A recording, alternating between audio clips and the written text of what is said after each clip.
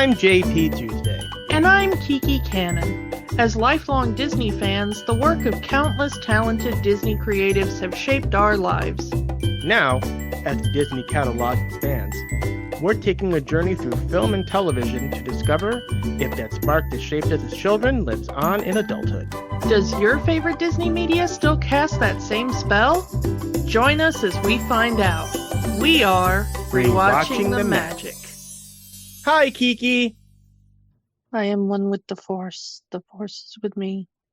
I am one with the Force. The Force is with me. Oh, hi Tuesday. Sorry, I was off being one with the Force. Oh, that was everywhere when this movie came out. We are talking Rogue One, a Star Wars story. For multiple reasons. Due to our every other week schedule, we're not going to be able to do our regular May the 4th episode. So we're doing this instead. And also Andor season 2, the unfortunate final season, should be out by the time this episode is released. We are actually recording this episode before Andor season 2 is released. So there will be no spoilers for Andor season 2 in this episode if you're one of those people who want to avoid spoilers. Which we respect. We can't spoil anything because we haven't seen anything. We have done an episode on season 1 of Andor. And if you want to listen to our thoughts on season 1 of Andor, please go back to that episode and listen to that. But here we are, Rogue One. Very interesting that we are introduced to Cassian Andor in this movie, and it is the movie where, spoiler, he dies. Yeah. For everybody who thought that Empire was the downer film of the Star Wars films, the production team of Rogue One was like, please hold our kyber crystals while we totally destroy that. And there was a lot of controversy in this movie because, like, we've heard this from friends of ours. It's like, why would we want to see a movie based off the retrieval of the Death Star plans when we already seen the aftermath? Why would we see this movie where we know everyone is going to die? When I first saw this movie, I didn't know everybody was going to die. But it's also, why would we see this movie about retrieving the Death Star plans? Do we really need to see the movie about them retrieving the Death Star plans? And all of that. Also, we just happen to have the guy that designed the Death Star put this intentional flaw rather than be this accidental flaw that everyone thought it was since the original movie came out. I mean, let's be honest with ourselves. It does kind of make more sense as an intentional flaw. Yeah, I'll give it that. As anybody who has been in Star Wars fandom for years before this movie came out can tell you. The thing is, I still want my movie about what the hell are Bothans and how did many of them die? Well, that's the second Death Star plan. We haven't gotten there yet. I know, but I still want that movie. We were like, when do we need a movie about the Death Star plans? I'm still waiting for my Many Bothans Have Died movie. I want it to be called Many Bothans Died, a Star Wars story. I mean, kind of, telling, peeling the curtain back of when we're recording this episode, Star Wars Celebration just ended. And we got a bunch of new Star Wars movies and TV shows that got announced. None of them were the Bothans movie. Yeah, and I'm still salty about that. Darth Maul gets his own show, but no Bothans. I do not want an animated Darth Maul show. I want Ray Park. Just throwing that out there. While the former EU current Legends books had like Bothans as a specific alien race and whatever. I want like actual Star Wars film canon just be like a random designation of rebel spies. You know? I want it to be like MI5 or whatever the hell, but for the Rebel Alliance. Hmm. You know? I don't want it to be like an alien race. I just want it to be like, oh, congratulations, you've joined the Bothans. They're like the rebel spy group. And so they're just made up of like random Rebel Alliance people, humans and aliens and, you know, whatever. Mm-hmm. I want the joke to be after all this time that when many Bothans died, it was just random Rebel spies. It wasn't like some group of aliens we've never seen before. Mm. And the major one, the one that really did upset people, and upset people in other movies today, digital resurrection, because they brought Peter Cushing back from the dead as a CGI zombie with Guy Henry doing a Peter Cushing impression. And I'm pretty sure this is right after Carrie Fisher passed. This movie came out just before Carrie Fisher passed, actually. The official release date for Rogue One was December the 16th in 2016, and Carrie Fisher passed on December the 27th. So this was technically done with her permission, I guess, or maybe not with her permission, but, you know, while she was still alive. So she knew about it at least. Mm-hmm. People didn't really see it until after she had passed, because she passed like 2 weeks after the movie premiered.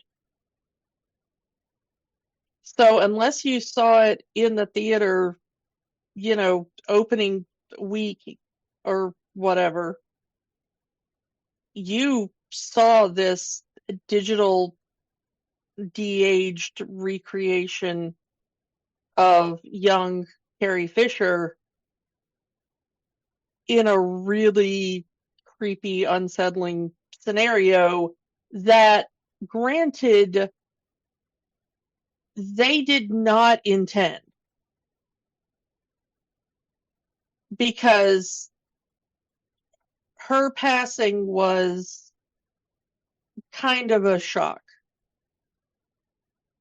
So, unlike the Peter Cushing, which was like, okay, Peter Cushing had been dead for some time, and you are resurrecting him in a very weird and creepy way. You know, Carrie Fisher was alive and possibly gave her blessing or whatever. But was at least aware that they were doing this. Much like Mark Hamill being aware that they were doing it for Book of Boba Fett, Mandalorian, whatever. It's not the first time they've brought the character of Tarkin back after Peter Cushing's passing. As we are speaking, we're getting ready for the re-release of Revenge of the Sith in theaters, and at the end of that movie, we see a young Grand Moff Tarkin, portrayed by actor Wayne Pygram. Hopefully, that's the way how you pronounce it. And he doesn't say a word, but he walks on his screen, and he looks like a young Peter Cushing.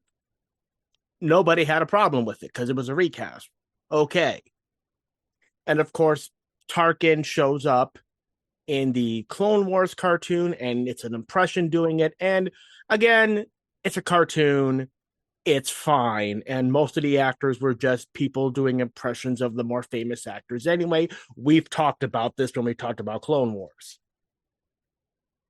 It's fine. But to have a passed away actor for many years digitally reconstructed, digitally resurrected in such a way that it caused a lot of issues with a lot of people saw it as disrespectful.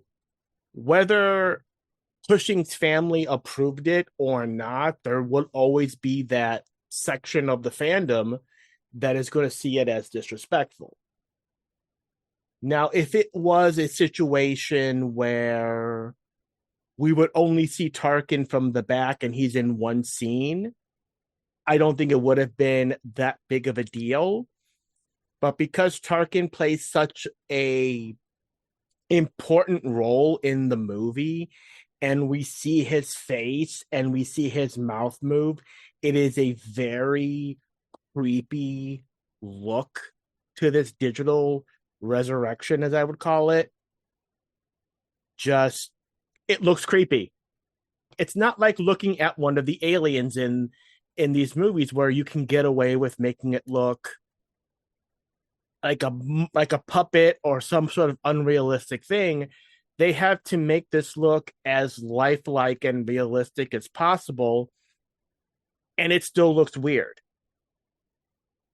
I will say that the Princess Leia looks a lot better than the Tarkin. I would put that because her hood is up and it's only her face. This is a whole head. And she only speaks one word. Whereas Tarkin just has like gobs of dialogue. Mm-hmm. And needs to do a lot more emoting and stuff. So you see the cracks in the technology.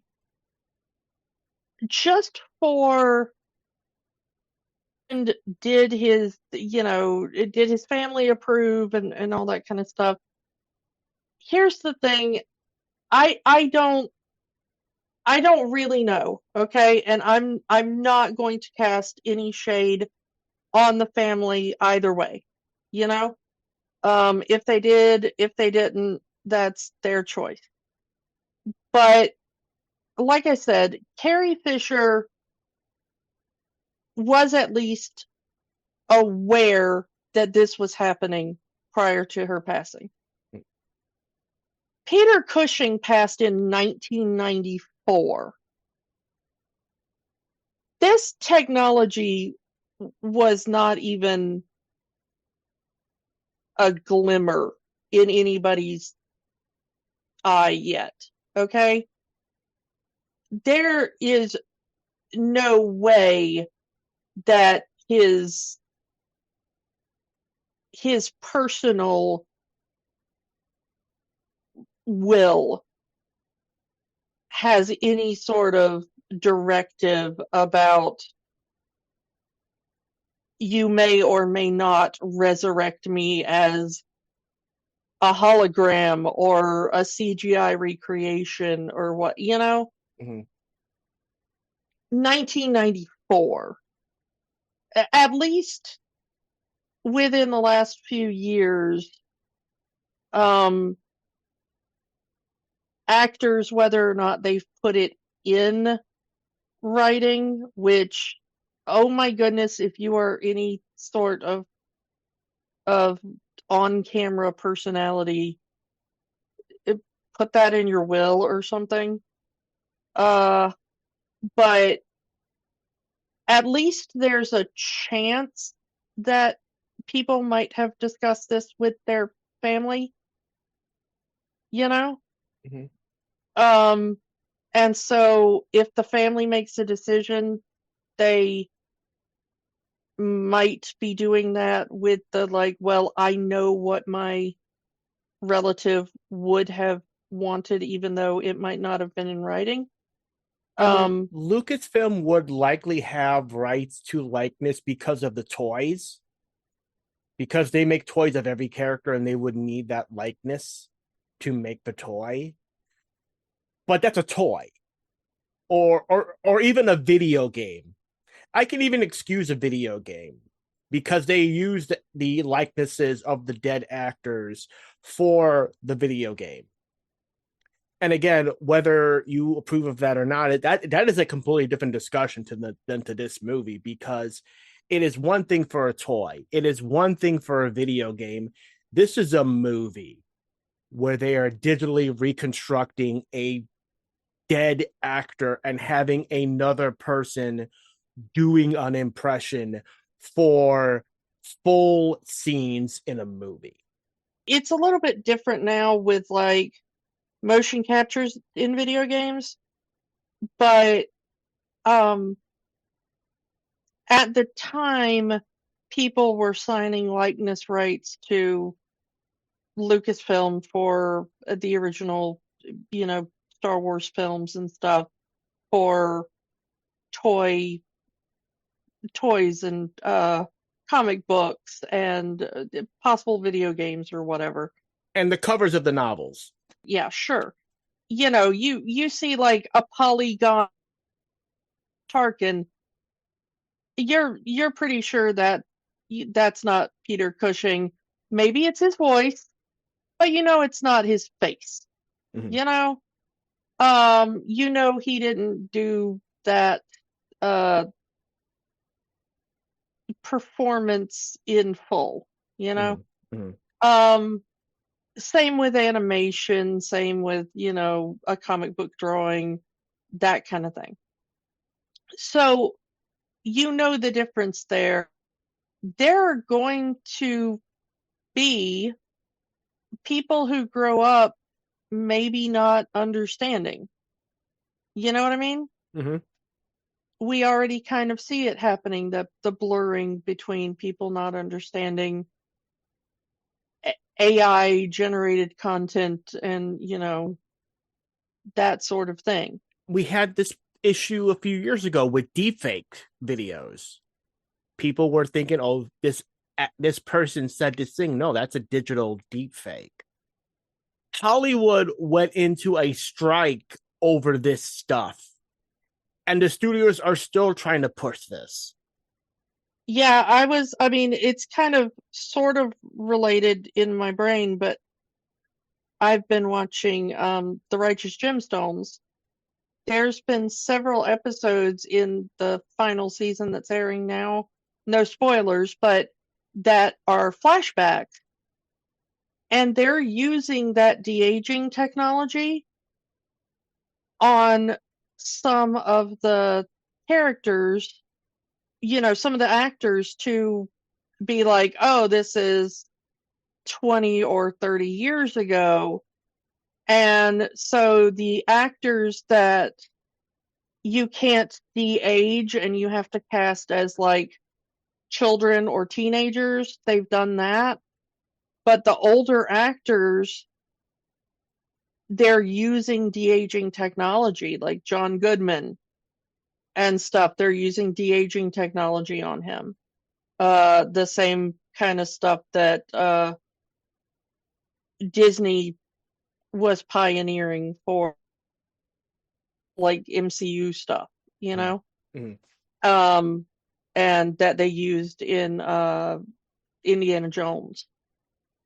And I mean, I hate to say it, it's really well done, because if you watch John Goodman on, Roseanne back in the, 90s or whatever, it looks like John Goodman in the 90s, but just thinner, because they've done it to match what his body looks like now, and he's lost a lot of weight. So he's still giving the performance, and they've just kind of de-aged his face and stuff. But the thing is it's still kind of creepy. I would almost rather them just cast an actor he could have been John Goodman 30 years ago and thinner. I mean, one, it gives an actor work, and two, I'm not sure I'm particularly comfortable with where this technology is going, even if the actors agree to it in their contract. Yeah. There's still something that feels kind of false about the performance when you layer that over it. And I mean, we talked about this when James Earl Jones retired and later passed. Disney owns his voice.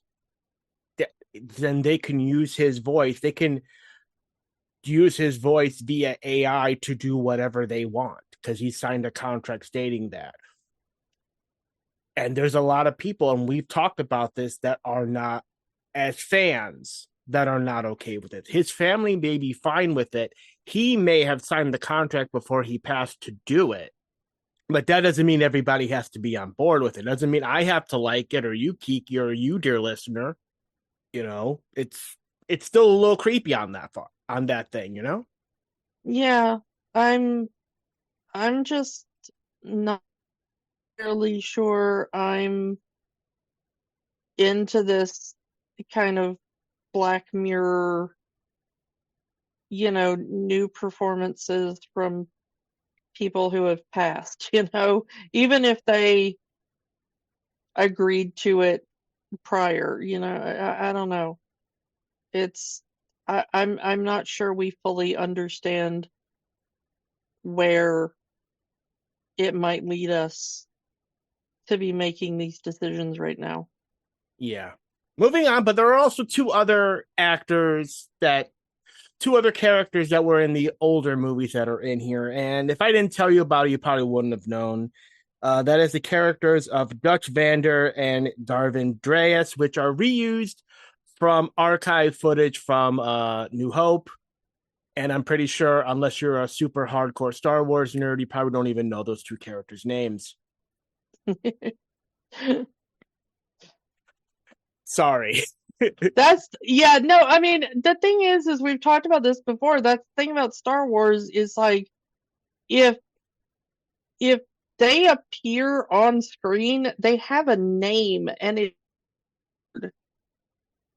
Star Wars is like the only franchise that does that. Like Star Wars and Cars are like the only franchise that every character in the background gets their own toy. And not even their own toy, but they have their own name, their own backstory, their own, Mm-hmm. it's really, one, I kind of do respect it, but two, it's also a little strange. I'm not sure we need it. Speaking of, it'll lead to what I want to talk about next, which is the character of Saul Guerrera.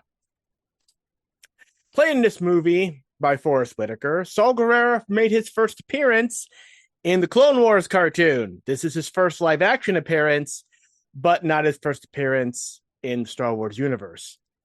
It's another one of those, the cartoons are canon things that Kiki hates. And I literally did not know that until you just said it. And now I'm kind of glad he got blown up by the Death Star. Yeah, Saul Guerrero shows up in the Clone Wars, shows up in Rebels, and yeah, this is his first live action appearance, and he dies. This movie also came out during the big meme of "Stop Killing Alan Tudyk." Yeah, I mean, eventually they did stop doing that. Because, like, every character that Alan Tudyk was playing kind of died. From Wash and Firefly all the way to King Candy in Wreck-It Ralph. I mean, King Candy kind of did deserve that, so. Yeah. And of course, he's here as the voice and does the motion capture for K2SO. One of my favorite stories from this film is that there is the little cameo of 3PO and R2 because they got to get on Leia's ship somehow by the end of the movie. So we do see them at the Rebel base. Alan Tudyk was so happy to meet Anthony Daniels, who plays 3PO, who is a very nice man. I can attest to personally. And Alan says to Tony, like, "Oh, I'm going to be playing a droid, and I look up to you, the originator of And Tony says to him, "Oh, are you going to be in a droid outfit, or are you going to be in doing it motion capture?" And he said, "Well, I'm it's motion capture." And Anthony Daniels just looked at him and said, "You," and then is something I will redact because I know littles listen to this, and this is not one of our R-rated episodes. But you could fill in your own epithet as you will. Although I will say that if you've seen the behind the scenes footage, Alan Tudyk is on stilt for that entire thing, and that's no joke. So, props to him for that. Mm-hmm. You mentioned Anthony Daniels coming back for C-3PO for that little cameo. We do get a few more. We get Jimmy Smits back as Bail Organa from the prequels, and Genevieve O'Reilly as Mon Mothma, the young Mon Mothma from the prequels, and who got cut out of the prequels. Yeah. Which I believe we talked about that when we talked about Andor. This was her first chance to actually really get to play the character and have it left in. And then she would come back for Andor. And man, she does such a good job. We mentioned him, James Earl Jones, back as the voice of Darth Vader. Uncredited. Need to credit him, honestly. Everybody knows. Yeah.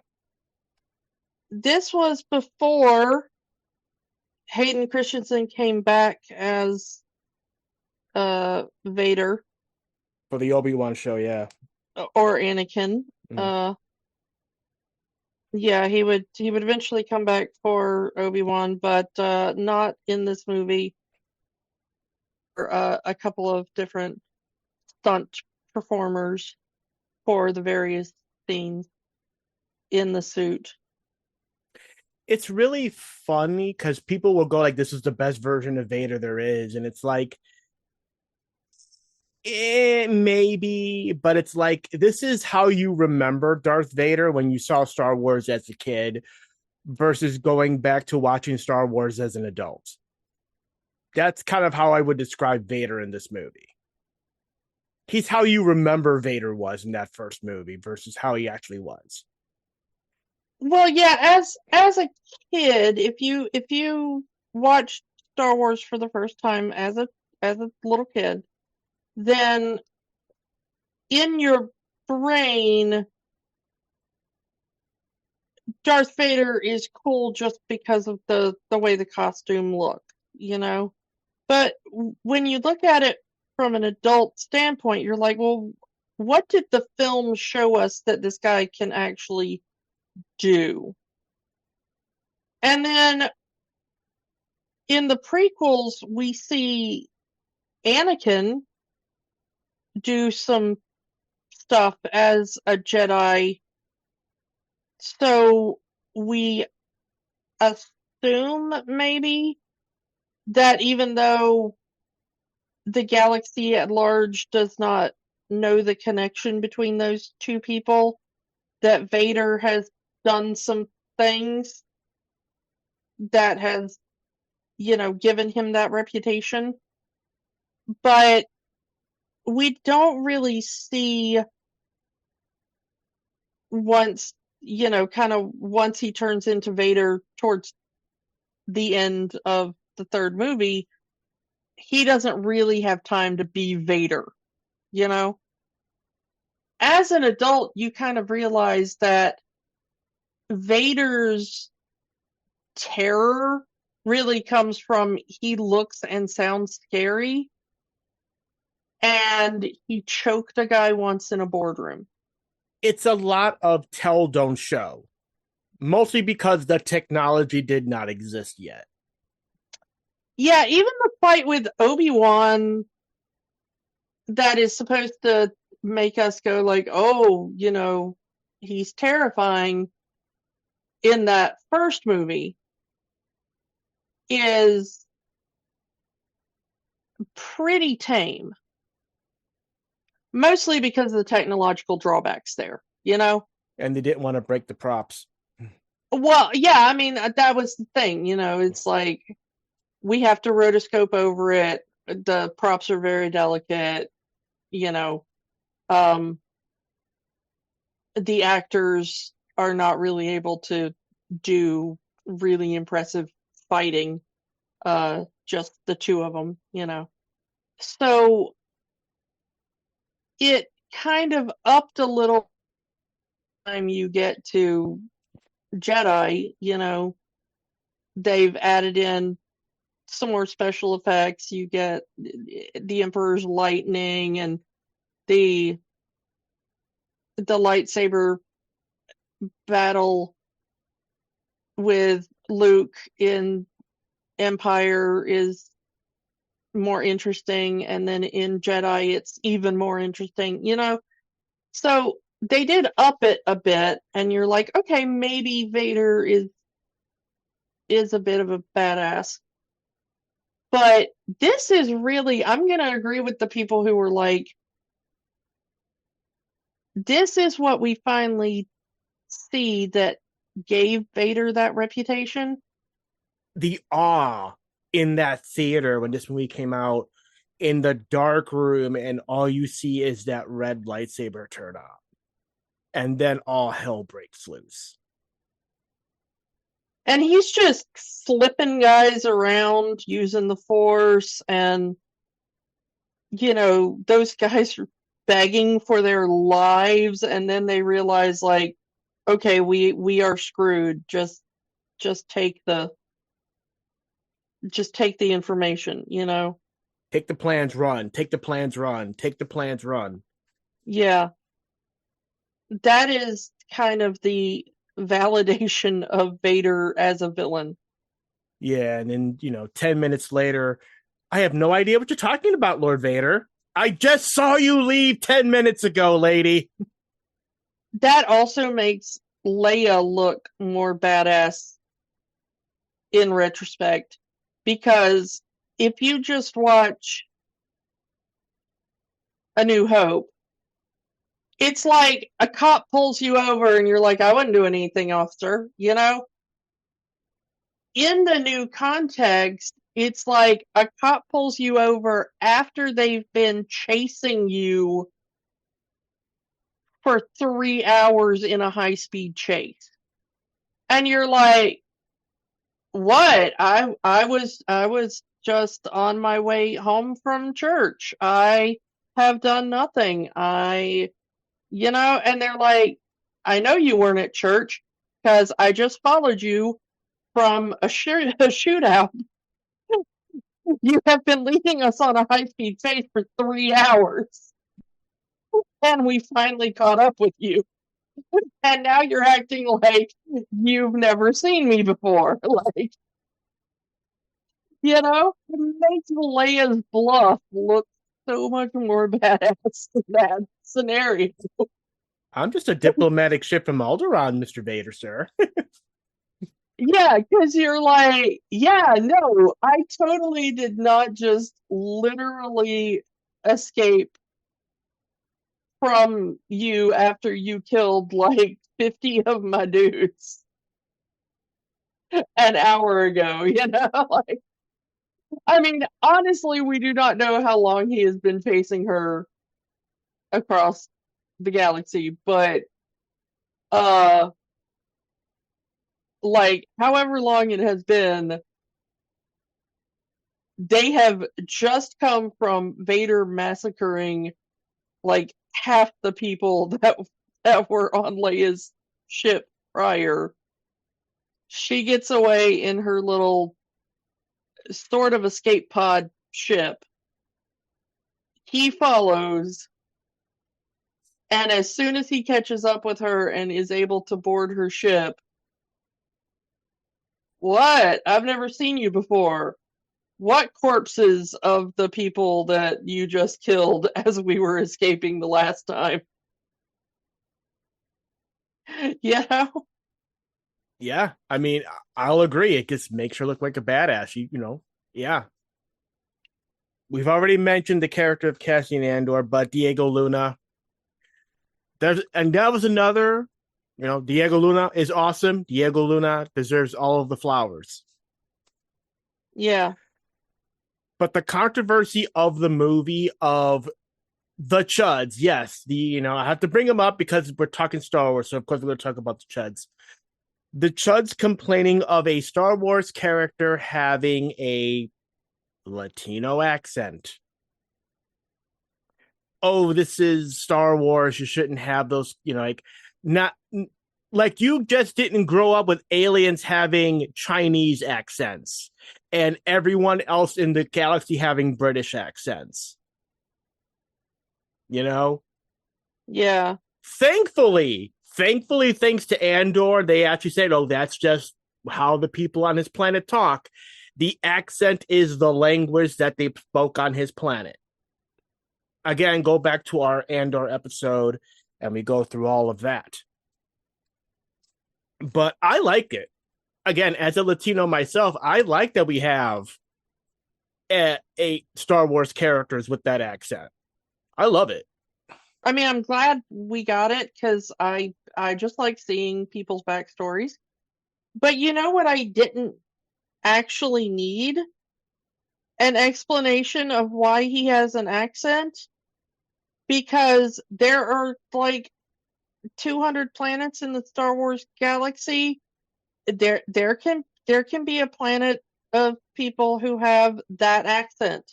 That is not the thing that breaks my immersion in the Star Wars universe. And if you're one of those people who it does break the immersion, tough. I mean, go stare at yourself in the mirror for a while and ask yourself what's wrong with you.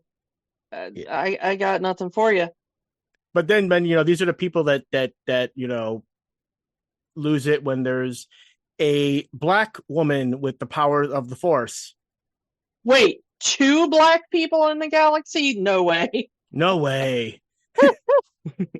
More than one woman in the galaxy? And of course, last, but she's our lead, but we're saving her for last. Felicity Jones as Jen Urso, our main character. Um, Almost in Marvel. She was supposed to be Felicia Hardy in The Amazing Spider-Man 2, but that scene got cut. Had there been an Amazing 3, she would have been the Black Cat. Yeah, I think you can still see her in a uh deleted scene DVD extra kind of thing. Yeah. The thing about Jen, and I want to talk about more than one woman in the galaxy. So this is the thing that kind of annoys me about Krennic, or like kind of our main villain for this film. Mm-hmm. You know, our little wormy fashy dude that is the main uh pebble in our shoe for this one. Krennic, yeah. Wonderfully played by Ben Mendelsohn. I mean, shout out to this portrayal. It is an excellent portrayal of a wormy little fashy toady dude, you know. You don't love to hate him, you just absolutely hate him. There's no love in that. You immediately are like, oh, that dude. Can't wait to watch him die. We we first meet him in the first scene of the movie when he comes for Galen Erso.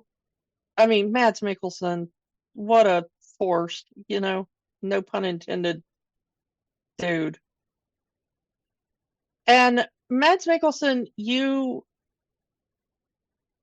feel for Galen because Galen is one of those people who, yeah, he was on the wrong side. There's a saying of the best time to admit that you were in the wrong was yesterday. The next best time is today, you know? And at some point, just, prior to us joining this story, Galen was like, oh, we are the bad guys. Bad guys, and I do not want to be the bad guys. Yeah, supposedly he was the one that developed the technology to use kyber crystals as weapons, especially the laser on the Death Star. Well, no, he's the one that figured out how to use kyber crystals to power the Death Star. I mean, the Jedi and Sith had weapons as far as lightsabers for thousands of years prior to this, but he's the one that was like, hey, what if we gathered all of the kyber crystals in the universe and shoved them into a thing the size of a moon and used it to blow up planet? He apparently at some point had been a true believer and then realized, like, oh, we're the baddies. We don't get enough of his backstory to see what that breaking point was, but he runs from the Empire and hides out on some little farming planet, and him and his wife and his daughter Jen, and but the thing that gets me about Krennic is when he finally tracks down Galen and is like, no, we need you to finish the Death Star. Is Galen's like, oh, my wife died, and then the wife's like, no, I'm not dead. I'm here to make a really ridiculous last stand. And I don't know what she was thinking, but it was poorly thought out. It was to save it was to give their daughter time to get out of there. Yeah, but it was still like poorly thought out. She did not execute that plan well. Once he guns down the mother in front of, Jen, who is hiding in the, wheat fields or whatever, he goes, they have a child, find it. Now, in your first viewing of this movie, you're like, okay, he heard some sort of rumor that Galen and his wife escaped, and then after that, they had a child. Except, no, we see in a flashback, there's a scene where the entire family is on some Imperial planet, in their Imperial clothes, in a nice apartment, and Krennic is there, and Jen is running around in her little braided pigtails, and he knows they have a daughter. He would know her name, presumably. She would be in the Imperial records. So, like, is he just doing that to piss Galen off by, like, being like, your child is an it, you know? rather than just, I have heard you have an offspring, but I do not know anything else about it. Because, like, you have met this child before. You know who she is. You know, it's Mhm. been a few years, but, you know, Who knows? It could be either or. It could just be I'm trying to get under his skin so he makes a move. Who knows? it's just such an odd scene to me. Because it's, it seems like they added that in later, maybe in the thing, because it just seems like in his anger he would be like, find the girl or something, like. But it could just be one of those production hiccups. We've talked about the production issues of the Disney Star Wars era. Go back to our solo episode on that. So it could just be a rewrite and they just left it in the movie. I don't know. I mean, if you want to say he did it on purpose, it makes him such a douche, which I kind of do like. But if it was just like a rewrite and nobody thought about it's kind of irks me. But I prefer to think about it as like he's just being a douche about it. Like, I don't know. And they're now part of the resistance, and they call Saul Guerrera to raise Jin, take her in. We don't get much after that because we just skip to Jen as an adult, and Saul is no longer part of her life, presumably abandoning her, either because he says it's to protect her because they found out who you were. I had to distance myself from you so they wouldn't capture you by capturing me. Because when we see him in the beginning of the movie, he's wearing armor. And when we see him later on, he's on the life support system. So it's possible they got him between those two scenes and he's just barely clinging on to life. I find it interesting that when we meet Saw, he is sort of the rebel version of Anakin. They refer to him as an extremist. He is very much the rebellion. It doesn't go far enough in taking down the Empire. I mean, he's not wrong. As the movie shows, the kind of the whole point of this film is that the rebellion had become a bit too complacent, and maybe Saw Gerrera was not the man to lead it. We did not get quite enough backstory in this film to make that determination. I'm hoping Andor gets into that. We might hear more about what Saw is doing in the background, or he might appear in an episode or two and we'll see, like, oh, he really went too far, But it's obvious when Jin and Cassian come back and say, we we have a way for you to defeat this, mega weapon.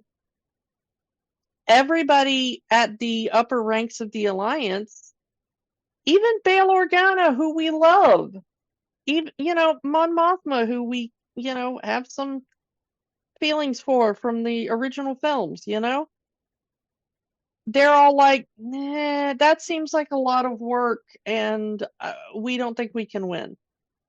Too big of a risk. Yeah, maybe we can appease the Empire or super peace or something. That entire group kind of goes like, F that. We're dealing with fascists here. I'm not sure if you've realized that. There is only one way to deal with fascism. It must be defeated. The Captain America way. Yeah, the Captain America way. You can't compromise. You can't appease. Punch him in the face. Yeah, you gotta punch it right in the face. Um, and so this group, you know, they got to go rogue from their own rebellion, even. Yep, hence the name Rogue One. I do like that that's the origin of the name Rogue One. It's like they need a call name where Rogue One. There's no Rogue One, there is now. Yeah, and I like that it is Riz Ahmed inspired by Galen. He realizes, somehow he and Galen hook up, and Galen is like, this is wrong. You can do something. Yep, Riz's character Bodhi Rook, he defects. It's like he was a pilot for the Empire, and now he's joining the rebellion. And the thing is that what I like about his character is he's just a low-level cargo pilot. He's no one, quote unquote, important. He's just some guy. He's a low-level worker in the Imperial system. He flies a cargo ship, and he goes, this is wrong, and I don't want to be a part of this anymore. And he ends up, we don't know the exact chain of events entirely, but Galen ends up saying, like, you can actually make a difference here. What I love about this movie is that, yes, okay, these characters, they talk about the Force and everything, but none of them are Jedi. Donnie Yen's character has a cane built on a lightsaber hilt, but he's not force sensitive. Although he could have some low level force sensitivity. I mean, if you want to talk about like Han Solo luck or something, Yeah. that kind of thing. He is what is called the Guardians of the Wills, which is like, in the context of the movie, the best way to explain it is just a religion that believes in the Force that's not force sensitive, or at least force sensitive to be Jedi or Sith. And it's such a deep cut reference Oh yeah. that unless you're a super duper hardcore Star Wars fan, you're not gonna get it. Because Star Wars started out with George Lucas as a story called Journal of the Wills. The original script of Star Wars was Journal of the Wills, Chapter 1, The Star Wars. And the Wills were these little, before they were called midichlorians, they were called the Wills. Donnie Yen, who, I mean, legend. Loved seeing him in this. Chirrut he's basically a librarian monk, kind of, He's a guardian of the temple, but he's not a Jedi. He's not force sensitive enough for that. But he's a martial artist, He's a warrior monk. And when everything fell, when the Jedi fell, when the Empire rose, he was kind of out of a job. But he stayed there anyway to kind of still kind of do what he could to protect the area. As Cassian said, he causes trouble. Yeah. There with his warrior monk husband. I refuse to see them as anything else. Same. Those two are way too close. Yeah, Baze Melbus, which is such a great Star Wars name. other than maybe Chirrut is favored by the Force in a kind of luck sense, in the same way that Han Solo is, or it's just that he's constantly going up against stormtroopers who literally couldn't hit a blind monk if he was standing right in front of them, not doing anything, you know?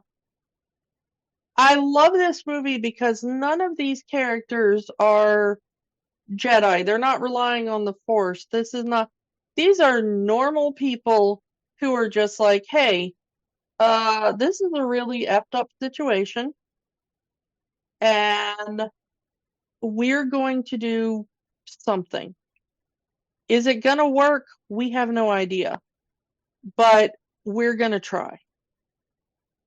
And that was another one of the controversies of this movie. And even one of the controversies of originally with Andor was that it's a Star Wars story with no Jedi. And there are certain members of the Star Wars fandom that's like, no Jedi, what's the point?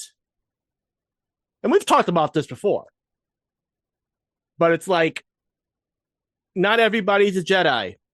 There are entire parts of this universe that have never heard of Jedi. We can have stories set in this universe that have nothing to do with Jedi. It's fine. And I kind of like that we have these stories now that have nothing to do with Jedi, have nothing to do with Skywalkers. If I hear the name Skywalker one more time, too soon. And we talked about it with Andor, and this is kind of where they started it. As much as I love the original Star Wars films, the problem with them is that they give you the idea of the kind of what is called the great man fallacy, It's the idea of,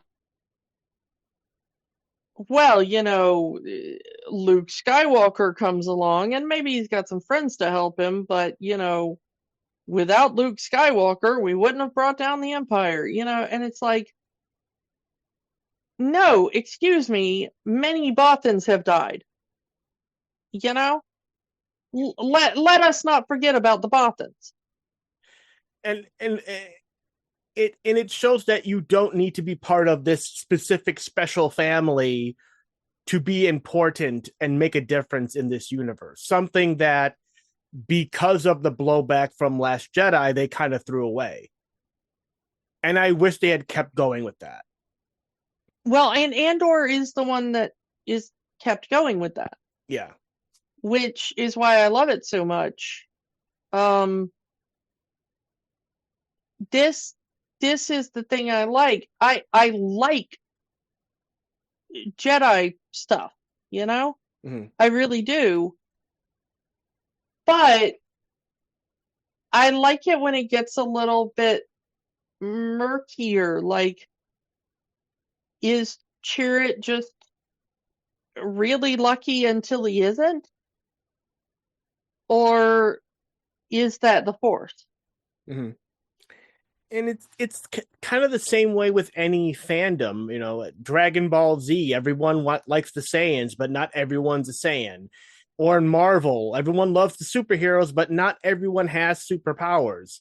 And sometimes when you get those stories about just regular people, those can be very interesting, especially in a world where these things can happen. A universe of magic and sorcery, and you're just a regular dude or a regular woman. You're just a regular person in a fantastical world. What do you do? Tell me you wouldn't watch like a 5 or 6 season series just about what Darcy's up to in the MCU. No superpowers, no, but keeps stumbling into stuff, and like, why am I here? I don't know. But, like, Mew Mew just flew past, and I'm gonna go that way, I guess, and see what's up. All right. I also like the I am the all powerful, superhero of the whatever, but occasionally I just like the point where, you know, I want a couple of normies just sitting in a coffee shop going, what the hell are we doing here? And in Star Wars, it gets a lot more interesting because none of that other like Jedi stuff would, if not for these people. Like the Star Wars trilogy, the original trilogy, as we know it, would not happen if not for the events of this movie. A bunch of regular people, nothing special about them, went against orders to get these Death Star plans because they knew what this thing was capable of. They witnessed a test run of the Death Star laser. It wasn't even a full blast. And they saw what a fraction of the Death Star's power could be when it kills off Saw Gerrera and destroys that entire area he's living in. Not even the planet, just that area with a fraction of the Death Star's power. Which leads to another one of the great lines in the movie, just because of the delivery by Alan Tudyk, which is like, the trouble on the horizon, there is no horizon. Yeah. I mean, how else do you describe that? You've never seen anything like that. Yeah. I will give them such credit when they do that first test fire and they're destroying that city. And like I said, it's, like you said there, it's the, like, just minimal power. And they're just destroying like one city that's given them trouble to wipe out this little pocket of resistance. But it's the most horrifically powerful thing anyone has seen as a destructive force. And what is Krennic's line in that moment? It's kind of beautiful, isn't it? It's his Oppenheimer I am become death moment. It's even worse than that, because that it's kind of beautiful is apparently a direct quote from one of the military people who witnessed the first atomic detonation. Like one of the generals that was standing next to Oppenheimer when the first detonation went off looked into that explosion and went, it's kind of beautiful, isn't it? That the fact that they gave this guy like that same line that supposedly was said by someone who actually witnessed our own world's version of the Death Star is just so chilling when you know where that comes from. These people witness this, they barely escape, they lose, friends and colleagues and, Jen loses the guy that raised her. yeah, a father figure, Yeah. They go and they're like, hey,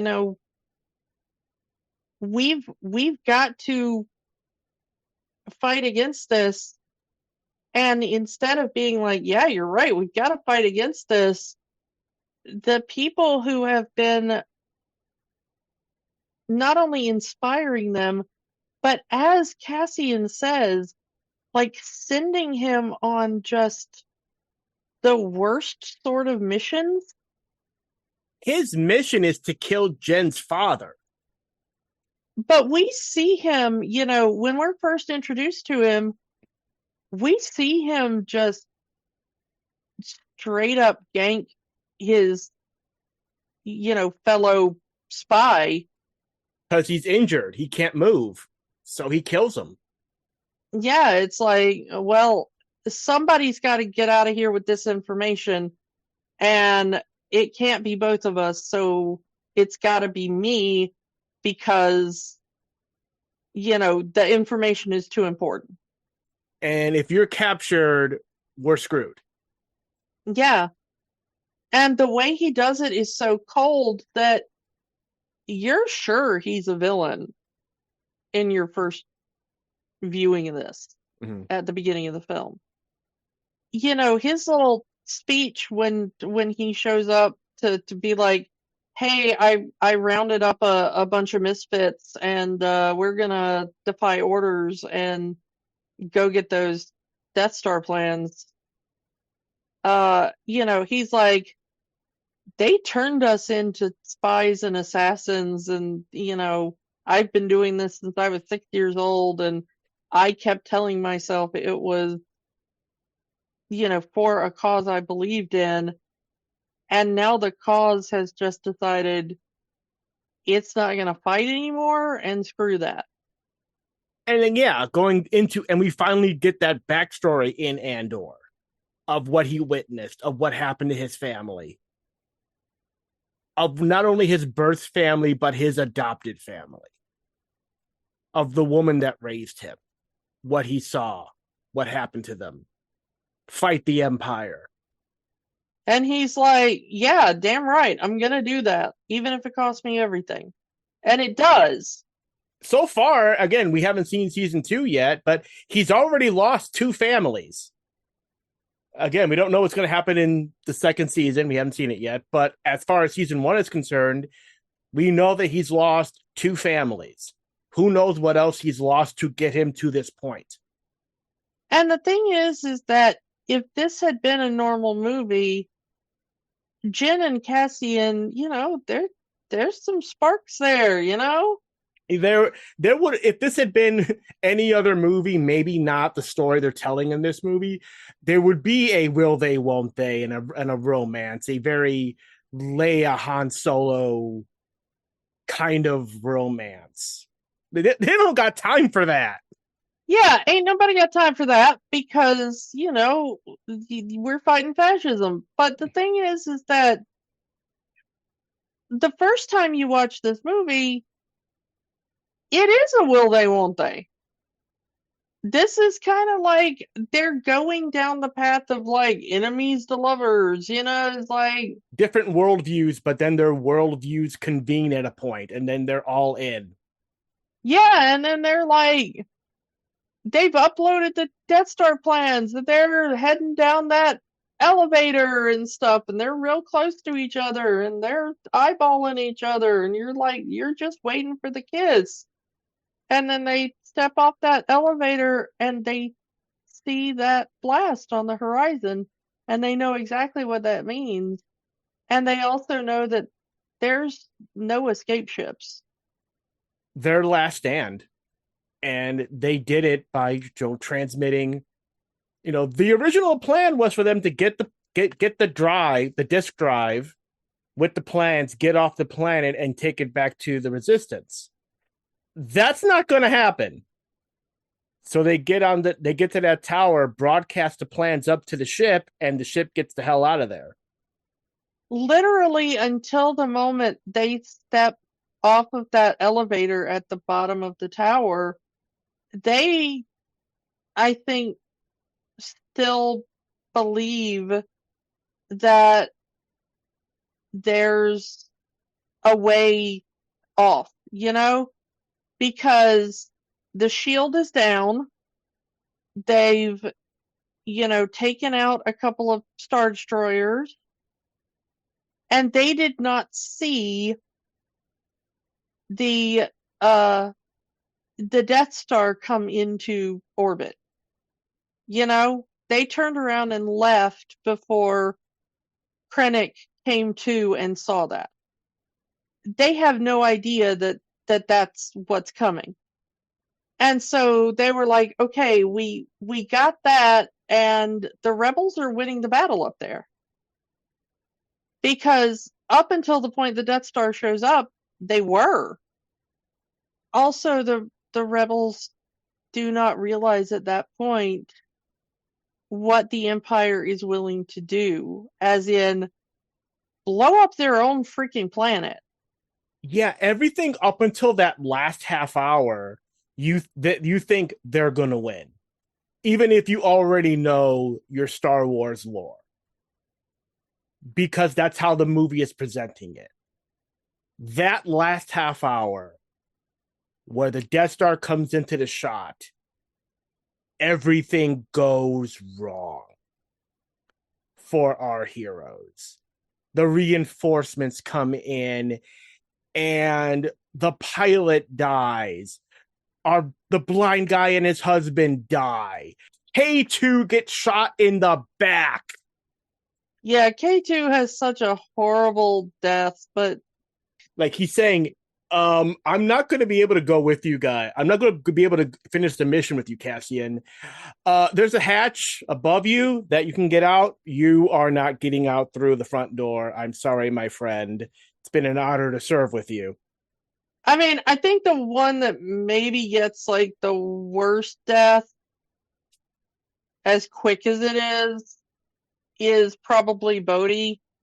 He makes the call, he transmits the plans, and there's a grenade thrown at him. Yeah, he's like, we did it, and then he's got like literally a split second to realize like, oh crap.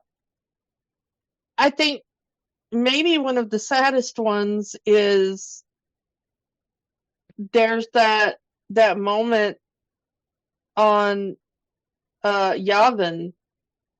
Mamatma's like, well, they've kind of forced us into a battle, so better prepare everybody.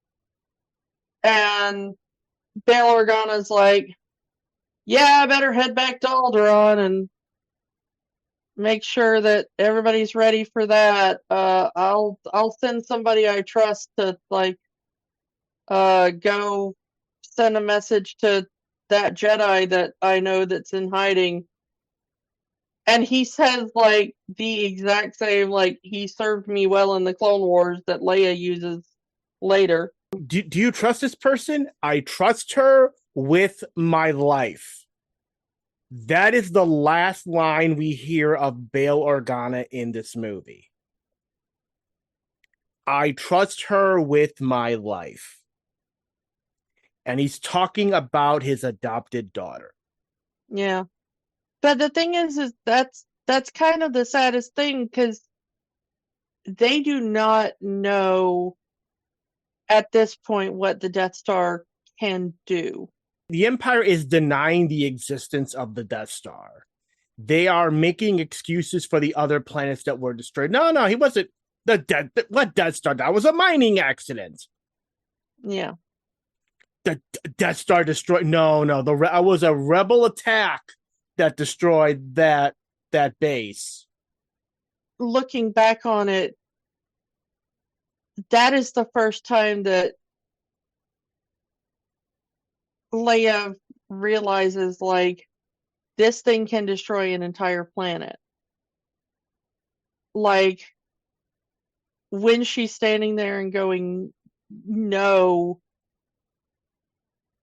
because of what they've done before, she might be worried that they might like wipe out a city or like a district or something, you know? She never saw the Death Star at full power. Even in that final climax, it's not the Death Star at full power.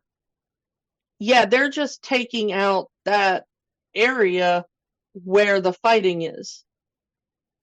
Much like they did on Jeddah, where they just show up and they're like, okay, let's take out this one area that's giving us trouble. It's a targeted strike. But when they get to Alderaan, they're like, you know what, this whole planet is just giving us trouble. Let's just get rid of the whole thing.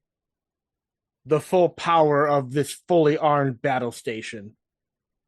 And that's also the thing, is that people keep questioning Galen over and over during this movie of like, why didn't you just not work on it? And Galen realizes that by the time he had left, or at least by the time they had kind of brought him back, they had everything they needed to finish the project. They just hadn't realized it yet. Then they were going to do it with or without him. Well, yeah, but Galen kind of specifically says that, because Krennic was in charge and Krennic was not very bright, Krennic had not yet realized, like, oh, I have all the pieces. I don't actually need Galen specifically. I have the pieces. I don't know how to put them together. Well, and other people could have. Mm-hmm. Like, if he'd have been smarter about it, he would have realized that Galen had already drawn up the plans, basically, needed to stop chasing Galen and be like, Galen could do it alone, or I could get like 5 guys, that are just a little bit less smart than Galen to put their brains together, and a little less smart and a little more loyal. Yeah, and they could do it together. It might have taken them slightly longer, but they would have done it eventually. Mm-hmm. And so Galen does something that is very effective in the real world as well, which is he sabotages the project from inside the project. He takes a little too long. He makes certain things redundant to slow things down. He makes things break. He intentionally puts a flaw in the damn Death Star. Well, yeah, and then his final thing is that he realizes he can put a flaw in the Death Star and pass the plans on to the rebellion. Which is why Cassian doesn't kill him. Because he overhears the conversation. He was sent there to kill Galen, and then he hears, no, it's me. The mole you've been looking for is me. I've been the one that's been sabotaging the project the whole time. Oh, wow, he's not a traitor. He really is on our side.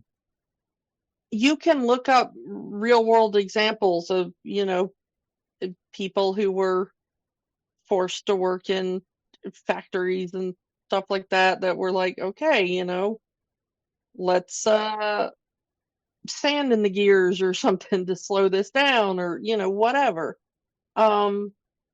Because when you're trapped in those situations, you do what you can. It eventually culminates in, I have figured out a way to hide this flaw and tip off the rebellion. But while they're doing the work, he stalls the project as long as he can, or else this would have culminated long before the rebellion was able to fight back, probably. We see that they capture Galen when Jyn is like, what, like 7, and we come back to her when she's in her early 20s, maybe. Yeah. And the stuff we get on Andor is covering, like, well, excluding flashbacks, it's like, I don't know, like a 5-year period of his life that we're really digging down into. And that's just a fraction of the time Galen was delaying the Death Star. He's been delaying the Death Star for well over a decade, at least, by the time we pick this story up. And figuring out a way to put this flaw into the final product. And if you're going by what we've seen in the films, they're already starting it in Revenge of the Sith. Yeah. And this is Tarkin as a young man, and now we get Tarkin as an old man, and it's now complete, ready to do its job and terrorize the universe. That's the twins as newborns versus them in their 20s in the first movie.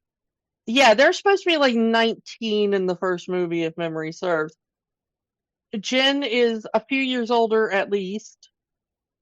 Andor is older than that. Cassian's older than that. We don't know how long Galen had been working on that, at least from the conception of it, Mhm.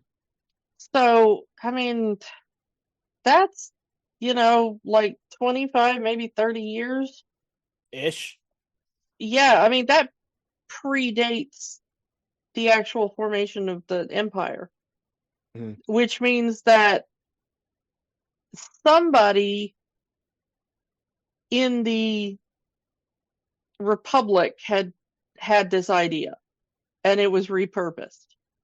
I mean, that's how they got the clones in the first place. It was someone else's idea that was repurposed for the Empire, or for for the Clone Wars. I think it's that last 15 minutes. I think is the part that most people remember from this movie, because it's the Death Star firing on the planet. It's Cassian and Jin in each other's arms, looking at the blast that's coming towards them. You see the blast from space, and then all hell breaks loose as they're trying to get the plans out of there. And then, yeah, it's that moment where Vader in the dark room with the red lightsaber, and Vader gets his reputation as he slaughters all of these rebels. And then finally, the plans end up in the hands of Princess Leia, and she says, "This is hope." And as we are told over and over again, rebellions are built on hope. And I love that just comes up over and over again in this movie. It's Cassian that tells it to Jin, and it's Jin that says it to the other rebels who are refusing to fight. Rebellions are built on hope. And honestly, in real world 2025, we could use a little hope. I could not agree more. So that's Rogue One, a Star Wars story, and it's just,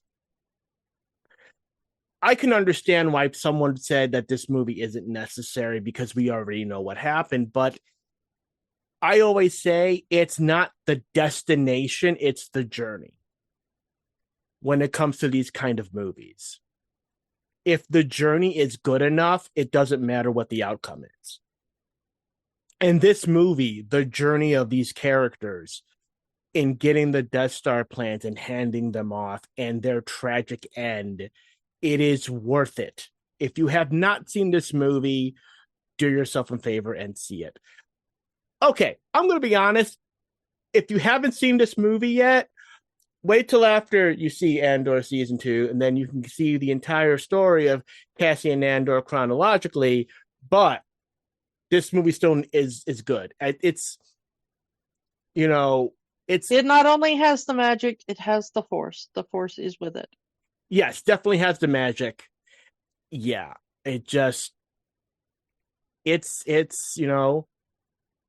people say Disney Star Wars suck, and it's like, you're not watching these movies then, because this is perfect. This is a perfect Star Wars movie. It doesn't have Jedi, it doesn't have wild over the top stunts, but it doesn't need it. What? I think Donnie Yen is a Jedi in real life, so sure, let's just go with that. This is the perfect Star Wars movie. Yeah. This is probably one of, I'll open the can of worms again. We like Last Jedi. Go back to that episode. Yeah. And this is another one really good Disney Star Wars movie, showing that, yeah, they know what they're doing. You may not like what they're doing, but that's your problem. Yep. So yeah, definitely Rogue One, really good. And yeah, if you haven't seen it, go back and watch it. If you haven't seen it, you owe yourself to watch it. If you have not seen it in a while, go back and watch it again, especially with the final season of Andor being out. Our next episode, which will be in 2 weeks' time, we are going to be doing sort of a double feature. It is going to be a double feature of Mickey and Friends stories. Specifically, Mickey and Friends doing classic stories. We are going to be taking a look at the short, The Prince and the Pauper, and the direct-to-video movie, Mickey, Donald, and Goofy, The Three Musketeers. So it's going to be very, very fun to go back and see these classic stories told with Mickey and Friends in the leads. Yep, can't wait. Come back in 2 weeks' time for The Prince and the Pauper and Mickey, Donald, and Goofy, The Three Musketeers, and we will talk to you all next time. Bye. Bye. Don't let the magic stop here. Keep the conversation going. Find us on Facebook, Instagram, and Threads at Rewatching the Magic. We are also on Blue Sky, rewatchingthemagic.bsky.social. And new episodes are available at rewatchingthemagic.podbean.com and youtube.com/@rewatchingthemagic. Remember, the magic is for everyone. It only stops if you let it. We know that right now, things are tough. But in the words of Jim Henson, the only way the magic works is by hard work. But hard work can be fun. Check out our show notes for ways that you can help.